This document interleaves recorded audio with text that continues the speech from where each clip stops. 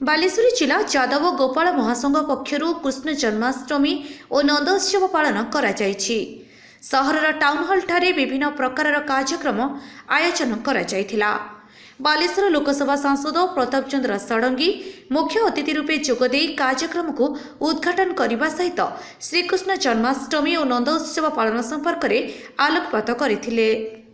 Breed अध्यक्ष आलोक कुमार साहू, कवि प्रशांत दास, अवसरप्राप्त सिफेट्र निर्देशक बटकृष्ण बेहेरा, रघुनाथ लेंका, आईनजीवी भागीरथी बारिक प्रमुख सम्मानित अतिथि भाव जोगदे वक्तव्य प्रदान करथिले। जिला जादव गोपाल महासंघर कार्यकारी सभापति माधवानंद दास कार्यक्रम में सभापतित्व करथिले।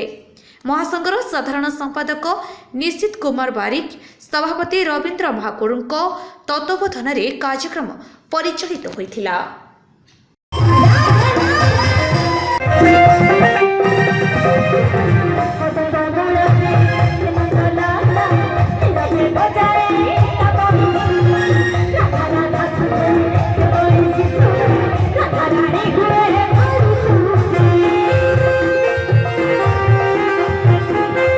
प्रति वर्ष भली एथर पंचम वर्ष पदार्पण कर कृष्णायन जहाँकि प्रति वर्ष आमर कार्यक्रम चली था।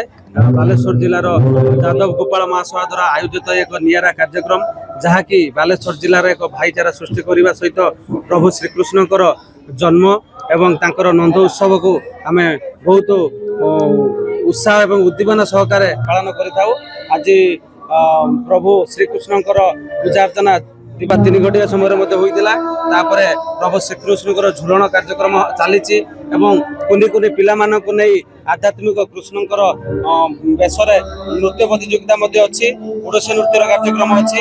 यही कार्यक्रम को आमर पूर्वतन मंत्री तथा वर्तमान बालेश्वर सांसद आमर प्रताप चंद्र षडंगी महोदय आसी उद्घाटन कर बहु मान्यगण्य व्यक्ति आज कार्यक्रम उपस्थित रही।